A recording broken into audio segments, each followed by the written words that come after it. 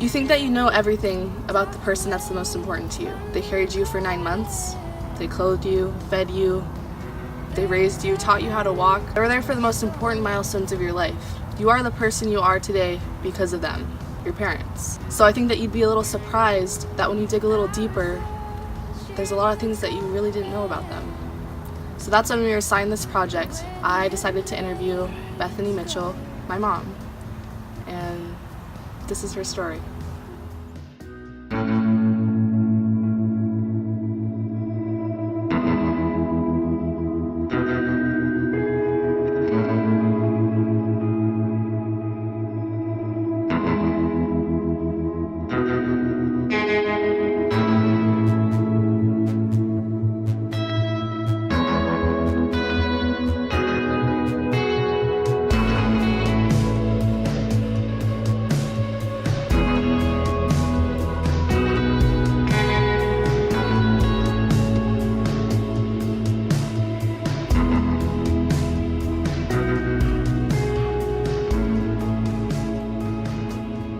Mitchell. I'm 37 years old, and this is my story.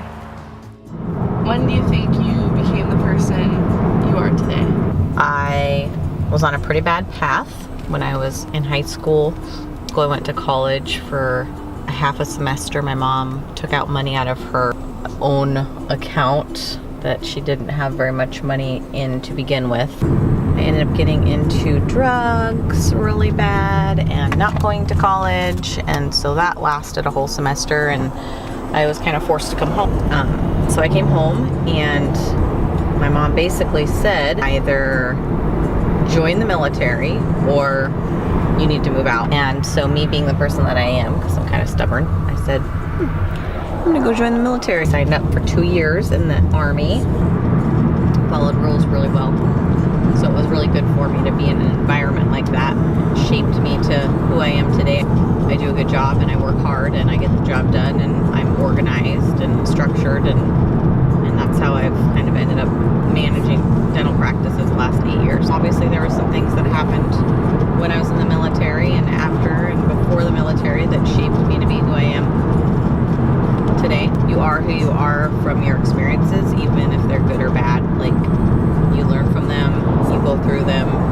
My parents fought a lot growing up, and I was the oldest of 3 girls, so I remember a lot of bad things growing up that I probably shouldn't have witnessed. After that, my dad wasn't really around very much at all. He was kind of out of the picture for years, and my mom raised us on her own. She raised 3 girls basically as a single mom, and she worked a lot and she went to school and she had goals too. So I think that's kind of, as a grown-up looking back, that's who I structured my life after. Was, would you say that your mom was the most inspirational person you knew then? Yeah, for sure. So your mom being the most inspirational person you know, what are some of your best memories with her growing up? Describe your mom. She always tried to provide for us. I think we were pretty spoiled girls. That was kind of like her love language, I guess you would say, would be like gifts, because she wasn't around a ton. She worked a lot. So a lot of my memories are actually kind of like with my sisters. After school I would have to watch them because my dad wasn't around. My mom and my sisters ever even went on like a vacation because she just couldn't afford that kind of stuff. When they got divorced, we were living in California. We moved back here after they got divorced, and then we lived here the rest of the time. I guess some of my favorite memories, Christmas, because Christmas was always really special, and then like Thanksgiving. Thanksgiving, she'd always make her curried pumpkin soup and her herb bread that I make still. Like, just the smell of that, like now when I make that, like it just reminds, like takes me back to those times, like being in the kitchen with her and cooking. I feel like we both really liked cooking, so we would do that together. And then she would like take me on like daughter dates, go shopping and that sort of thing. And when I got older, she was definitely like my best friend. Like, favorite thing she'd always say, she would see like really old people. She was kind of vain, so she'd always say things like, if I ever get that old, just take me out back and shoot me.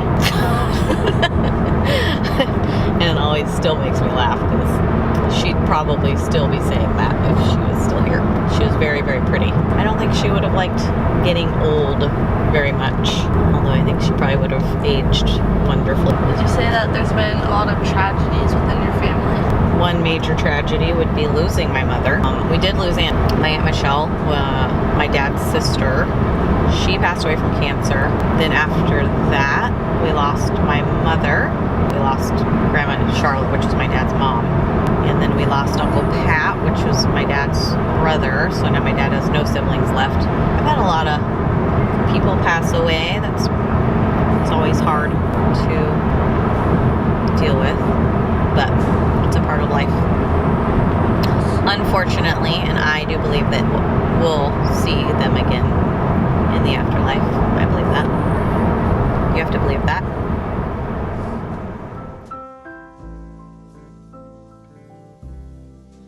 Come away where they can't tempt us with their How old were you when your mom passed away? Oh yeah, I guess I was 20.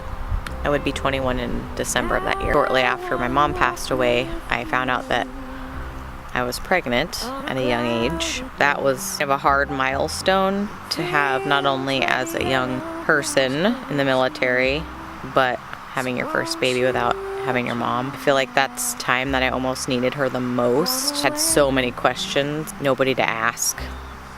That was a whole new chapter in my life between losing my mom and getting pregnant with my first child. Like, I aged probably 15 years in that year, you know. You have to be a grown-up, and all I wanted was my mom. And I would cry at night for my mom, and I was gonna be a mom. It was just very bizarre. Had Tylin. I came home to Alaska. I finished my contract with the military. I was only in for 2 years. I got out, came home, went to college as a single mom, just like my mom did with us 3 girls. Worked full-time, and when Tylin was about a year and a half old, I met my husband now. I feel like everything happens for a reason, even if you don't understand it. Still don't understand why Mom has to be gone. Really good things have happened to me. It certainly isn't because she's gone, but I do feel like that was kind of a push in my life to make her proud of me, even if she's not like standing next to me or telling me she's proud of me. She's always right here watching over me, which has caused me to make really good decisions in my life. Mom passed away. Tell me about what happened that day. So it was like a rushed phone call. Like, I really didn't talk to her that much because I was in the military. But I had talked to her the night before. I was like kind of in a rush to get off the phone.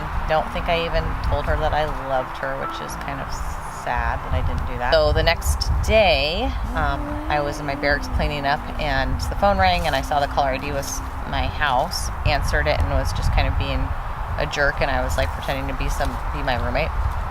And it was Kayla, my middle sister, and she was like, "Is Bethany there?" I could tell something was wrong because she was kind of needing to talk to me. So that's me. I'm just playing around, you know, what's up? And then it was quiet for a while. It's Mom. And I was like, what's wrong? And she goes, Mom passed away. Mom was gone. Apparently she had a heart dysrhythmia. My little sister said she, needed water or something, and she went up there and she was on the bed. And I don't envy people who lose their parents cancer, because that would be a horrible thing to do, but like at least have time to say goodbye. Like when you don't have time to say goodbye and you just talk to them the day before.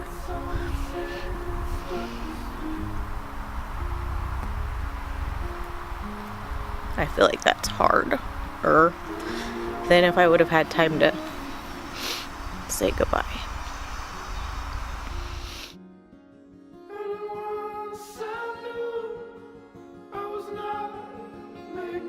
Do you feel like she's still always with you?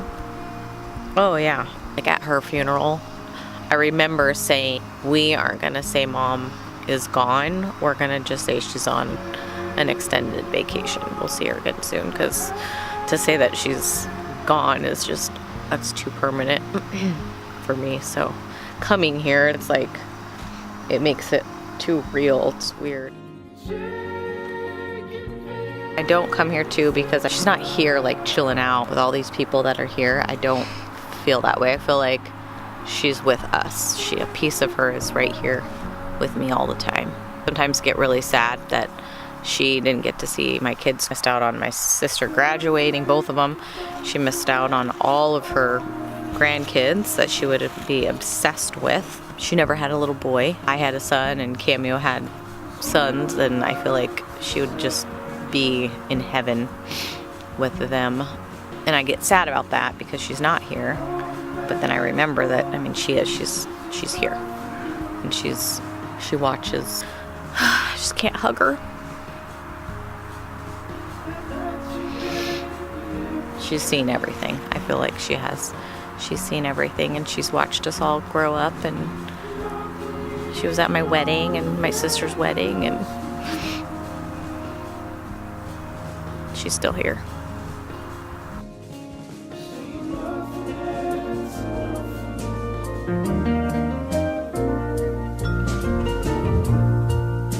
You can take all the tea in China,